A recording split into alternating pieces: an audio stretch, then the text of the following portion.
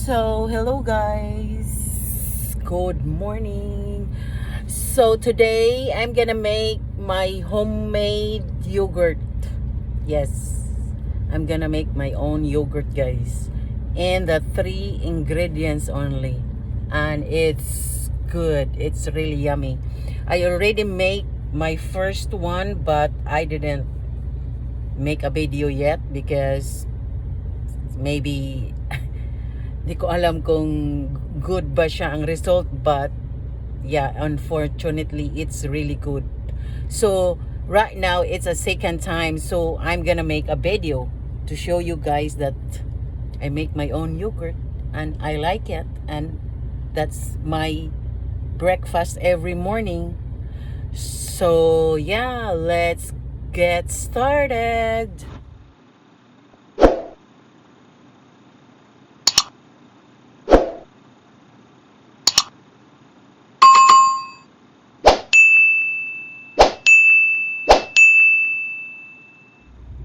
So first, I'm gonna use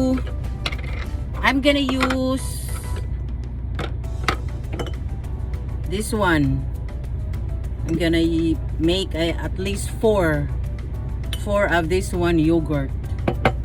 Yes, yogurt. So first, you're gonna do milk. Of course, the milk.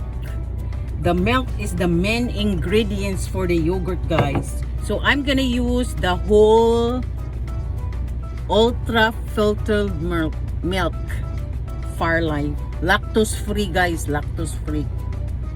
So this is the main ingredients.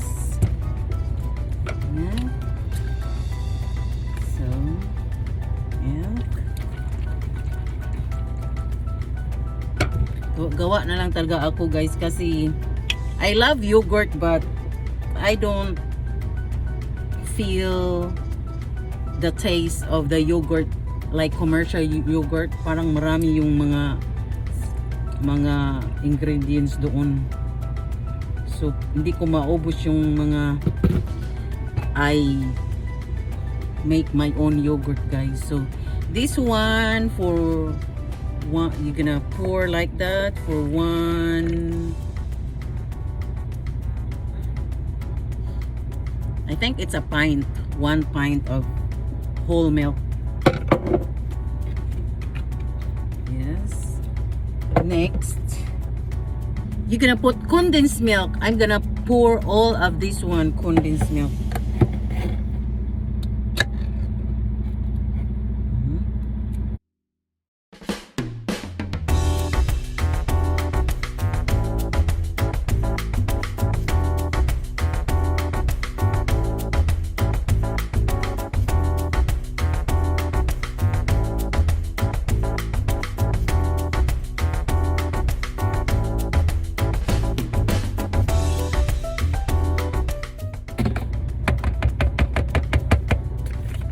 And then mix.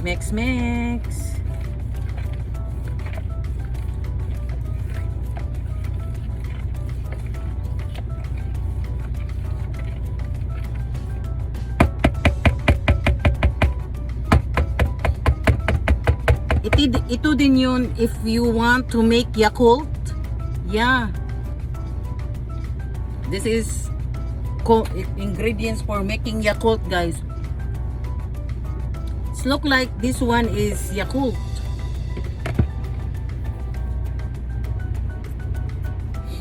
So that you're gonna mix this one para ma-mix yung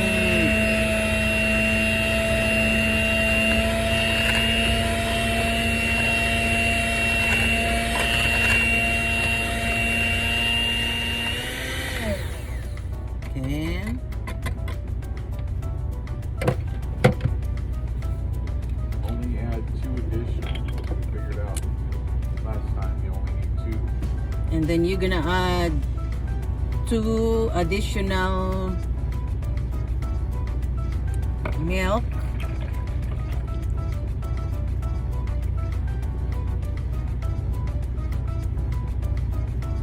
Like that.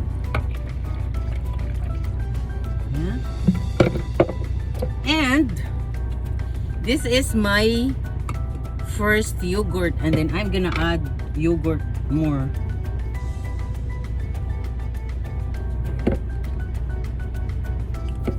Or you can buy yogurt, the commercial yogurt, but I have my own yogurt. So you make yogurt, but you're gonna add yogurt too. Your yogurt. They said it's a live bacteria. I don't know. It's a bacteria. Just at least 3 tablespoons of yogurt, guys.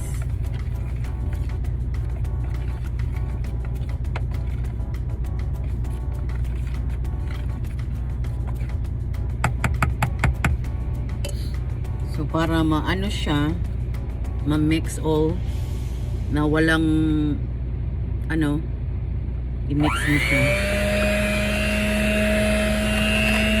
Just mix.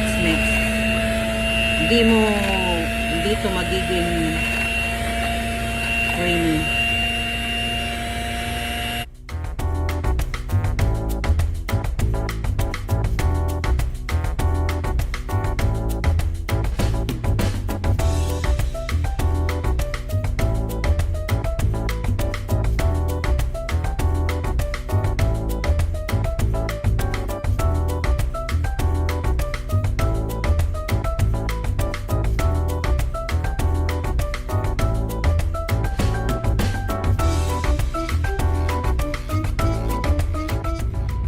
So it's time to put in the bottle.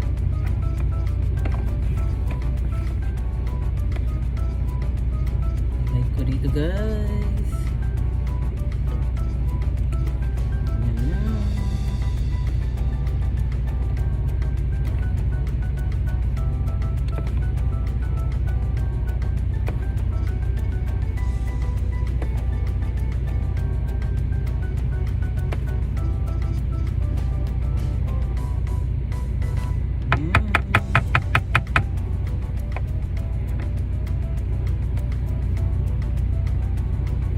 So like that, guys, and you cover in the foil like this.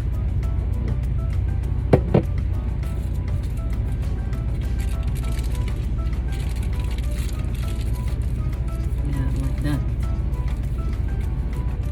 You cover in the foil and ready to ferment. Ganun lang, guys, until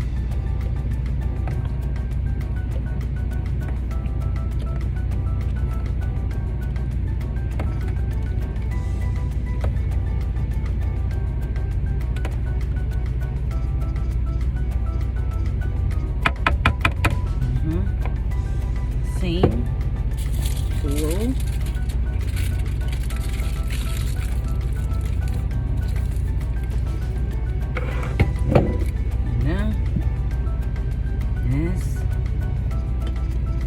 Repeat until done.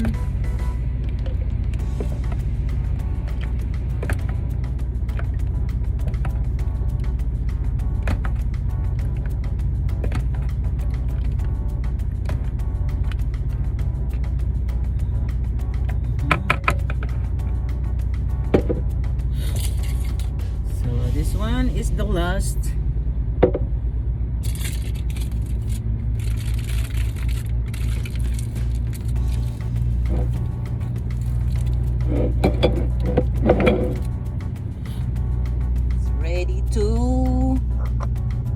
Ready na to. So ito, mamaya pa to, guys, after it's become yogurt. Itong cover na to. So yeah. So this is my instant pot.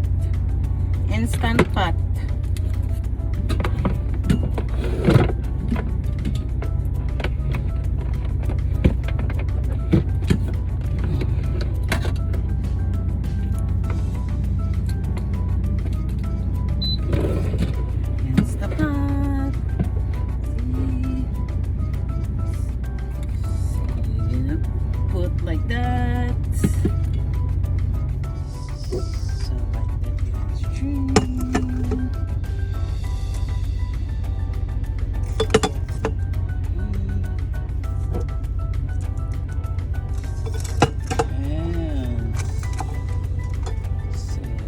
that. I'm gonna put 1 cup of water here. Yeah, just 1 cup of water, and you ferment for 8 hours, at least 8 hours. It depends. Some people want, the more you ferment, the more, like, if you want sourness of the yogurt, but I don't like too much sour, guys, so 8 hours is enough for me. Yeah, 8 hours is enough. Yeah, just only 1 cup.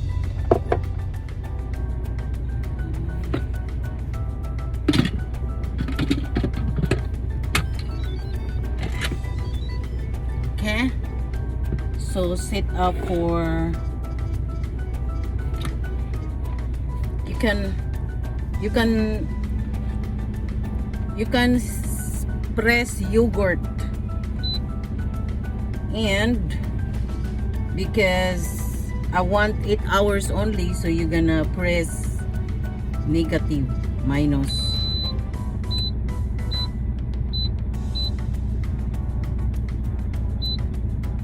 Like that. And start.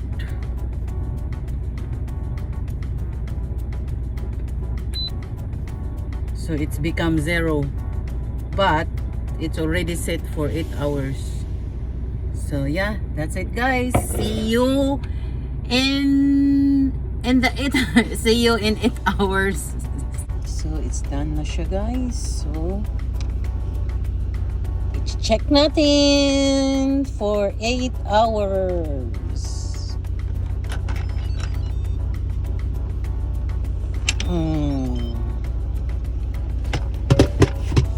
So that says it.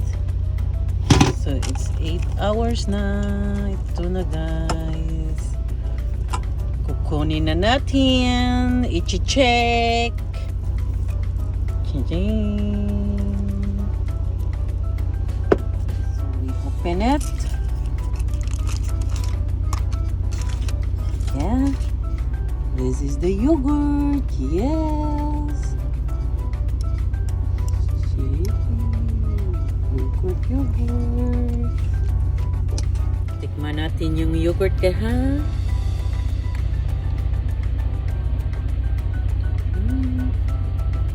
But it's better if it's cold.